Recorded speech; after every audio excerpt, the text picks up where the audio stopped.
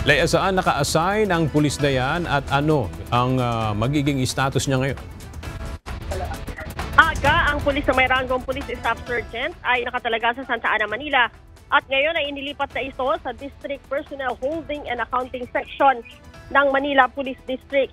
Ayon kay PNP Chief Police General Romel Francisco Marbil, ang Integrity Monitoring and Enforcement Group ang magsasagawa ng investigasyon laban sa pulis. Base kasi sa viral video, sa sasagaran ng traffic, nagkaroon ng mainitang pagtatalo ang pulis at isang civilian rider na nauwi sa paglalabas ng kanyang baril.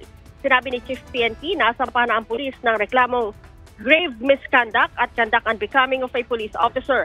Maliban dito, isinuko na rin ng pulis ang kanyang mga issued na baril habang hinihintay ang resulta ng administrative proceedings. Gate ni Marbil, hindi nila kinukonsinti ang anumang irregularidad sa kanilang hanay.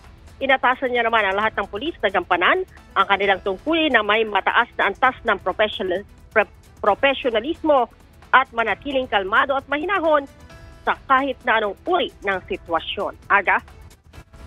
Maraming salamat, Leia Ilagan.